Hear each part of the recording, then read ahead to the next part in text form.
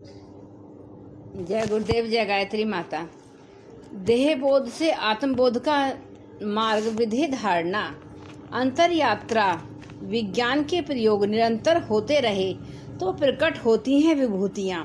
अपना अस्तित्व, अपना व्यक्तित्व प्रमाण देने लगता है। चमत्कारी चमत्कृत कर देने वाली शक्तियों का ये शक्तियाँ, ये विभूतियाँ तो अभी भी परंतु लुप्त और सुप्त हैं। अंतर यात्रा विज्ञान के प्रयोग इन्हें अनावृत करते हैं, जगाते हैं। इन प्रयोगों से प्रकट होने लगता है व्यक्तित्व का दिव्य व भव्य स्वरूप। नर से नारायण होने का विलक्षण अनुभूति होने लगती है। क्षीण होने लगते हैं वे सभी आवरण जो हमारे प्रकाश व प्रभा को ढके हुए हैं।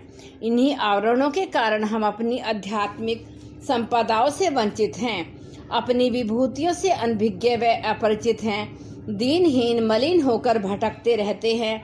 वर्तमान की इस भटकन का कोई अर्थ विशेष नहीं। अर्थ है तो बस योग के इन प्रयोगों का जो हमको परिचित कराते हैं, हमारी दीनता को दिव्यता में परिवर्तित करते हैं, हमारे व्यक्तित्व में विभूतियों को प्रकट करते हैं।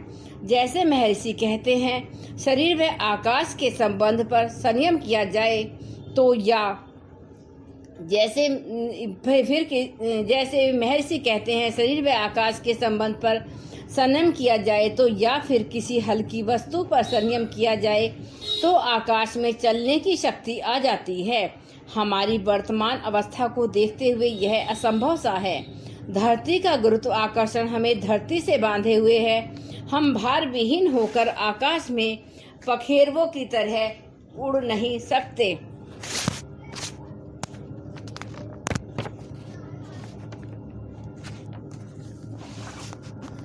यह सब होता है हम में पृथ्वी तत्व की प्रधानता के कारण। यदि पृथ्वी तत्व की जगह हम में आकाश तत्व प्रधान हो जाए तो यह क्रम परिवर्तित हो सकता है, बदल सकते हैं हमारे जीवन के घटनाक्रम। शरीर व आकाश के संबंध पर संयम करने से ऐसा घटित होता है। संयम की यह साधना जैसे जैसे प्रगाढ़ होती है वैसे वैसे होने लगती है हमारे अंदर आकाश तत्व की प्रधानता। तब हम में हो जाती है आकाश में चलने की शक्ति। भार परिवर्तित हो जाता है निर्भार में। रूई जैसी हल्की वस्तु पर संयम करने पर भी यह होता है। संयम साधना से एकाग्रता के चरमोत्कर्ष में ये सत्य घटित होते हैं। एकाग्रता का चुंबकत्व अपने समानारूप तत्वों को आकर्षित कर लेता है और तब हमारे भीतर एक नई विभूति का प्राकट्य होता है। महर्षि पतंजलि संयम के इन विविध क्रमों को बताने के पश्चात अपने अगले सूत्र में एक नए सत्य को प्रकट करते हैं। महाविदेह स्थिति या विधेय धारणा सिद्ध हो जाए तो ज्ञान शक्ति के आवरण क्षीण हो जाते हैं। शरीर से मन के जटिल बंधन, चिंतन चेतना के वैचित को देह बोध में जकड़े हुए इस देह बोध से ढका हुआ ज्ञान यही आवरण है जिसे क्षीण किए बिना आत्मबोध संभव नहीं।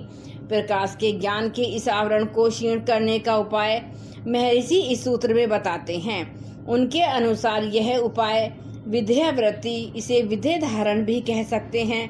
यह धारणा पक्की हो तो मन शरीर के जटिल बंधनों को शिथिल कर सकता है। अभी मन की उपस्थिति शरीर तक सीमित है, फिर यह उपस्थिति बाहर भी हो सकती है। ऐसा होने पर मन मुक्त होता है देह बोध से। मैं देह हूँ यह भाव धीरे धीरे क्षीण व शिथिल होने लगता है। ऐसा होने पर आत्मबोध की ओर गति बन पड़ती है। इस महाविदेह अवस्था या विधेय वृत्ति के दो रूप हैं, कल्पिता एवं अकल्पिता। जब तक मन शरीर के अंदर ही स्थित रहे पर उसको भाव या कल्पना अथवा वृत्ति मात्र से बाहर धारण किया जाए तब तक यह कल्पिता अवस्था कहलाती है। यह साधना, इसका अभ्यास लंबे समय तक करना पड़ता है।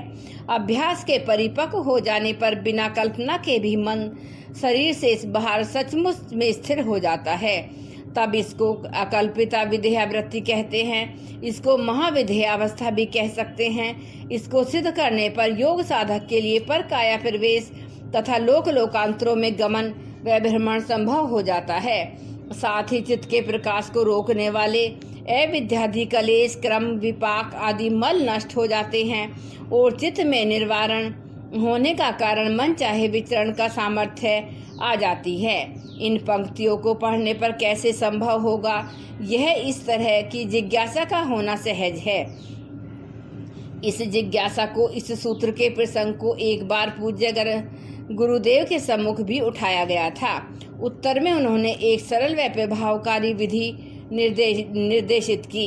इस विधि के अनुसार हमें एकांत में साधना कक्ष में ध्यान के लिए बैठना चाहिए। बैठने के बाद अंतर्मुखी हो ध्यान करने की बजाय हम यह ध्यान करें कि हम अपने शरीर में न होकर बाहर उसी तरह बैठे हैं। शरीर यथावत अपनी आसन पर है, जबकि हम स्वयं कुछ ही दूर पर पालथी मारे बैठे हुए हैं। प्रारंभ में यह केवल एक विचार भर रहेगा, बाद में हमें हमारी अस्पष्ट धुंधली झलक मिलने लगेगी। धीरे धीरे अभ्यास की प्रगाढ़ता के साथ यह साफ हो जाएगी। हम स्वयं को बड़ा आश्चर्य होगा कि हमारा शरीर अभी भी वैसे ही आसन पर बैठा है, जबकि हम स्वयं उसी तरह बाहर बैठे हैं। जब यह स्थिति देर तक बनने लगे तो फिर अपनी इच्छा शक्ति से खड़े हो सकते हो, चल सकते हो, अपने कक्ष में टहल भी सकते हो। ऐसा करते हुए हमारे शरीर यथावत आसन पर बैठा रहेगा। अभ्यास प्रगाढ़ हो जाने पर यह प्रक्रिया आसान हो जाएगी और हम जब चाहे शरीर के आसन पर बैठे अथवा बिस्तर पर लेटे रहने के बावजूद बाहर आ सकते हैं। इच्छा अनुसार अपने कक्ष में बैठ सकते हैं, चल सकते हैं, टहल सकते हैं। यह सत्य है कि समय साध्य प्रक्रिया है, परंतु अभ्यास यह संभव है और सहज भी। जब यह सहज, संभव और सहज हो जाए तो हमें मन को ऊर्जा से अभिसिंचित करना चाहिए। इस मन, शरीर या सूक्ष्म शरीर को ऊर्जा से अभिसंचित करने की कई विधियां हैं। कतिपय मंत्र, अंतरिक्ष की ऊर्जा धाराएं व ध्यान के कुछ विशेष प्रयोग इसके लिए उपयोग में लाए जाते हैं। ऊर्जा से अभिसंचित होने पर यह मन, शरीर या सूक्ष्म शरीर प्रकाशपूर्ण व चुंबकीय हो जाएगा। यह जितना प्रकाशपूर्ण, चुंबकीय व प्राण ऊर्जा से परिपूर्ण हो, समझना चाहिए कि यह उतना ही समर्थ हो सका। इसके समर्थ हो जाने पर इसके द्वारा अनेकों महत्वपूर्ण कार्य किए जा सकते हैं, सुदूर स्थानों पर गमन किया जा सकता है एवं अनगिनत लोगों को प्रेरणा व मार्गदर्शन दिया जा सकता है। सामर्थ्य यदि अधिक व अतिशय हो तो लोकांतरों में गमन भी करना संभव है। जो ऐसा करे अथवा करना चाहे, उनके लिए आवश्यक है कि वे अपने स्थूल शरीर को सुरक्षित या कीलित कर दें, ताकि इसे कोई भी क्षति न पहुंचा सके। इसकी भी कई विधियां हैं जिनसे यह संभव है। ऐसा करना इसलिए आवश्यक है क्योंकि आसुरी शक्तियां हमेशा योग साधकों के शरीर को, स्थूल देह को नष्ट करने के लिए उतावली रहती हैं। मन, शरीर द्वारा किए जाने वाले ये सभी कार्य बच्चों के खिलौने या उनकी बाल क्रीड़ाओं जैसे हैं। यथार्थ है मन, शरीर का देह व जगत की आसक्तियों से मुक्त होना, वृत्तियों का शांत होना, संस्कारों व कर्म राशि का क्षीण होना। उच्च स्तरीय धारणाओं से यह संभव हो पाता है और तब क्षीण होते जाते हैं प्रकाश के आवरण। ज्ञान बोध इस क्रम में परिपक्व होते जाते हैं। स्थिति का यह बदलाव उत्तरोत्तर होता जाता है। चेतना देह, मन, इंद्रियों, दैहिक संबंधों व सांसारिक विचारों से मुक्त होती जाती है। इस विधेय वृत्ति के परिपक्व होने पर सचमुच ही विधेय अवस्था की अनुभूति होने लगती है। जय गुरुदेव, जय गायत्री माता, जय प्रेरणा पंडित।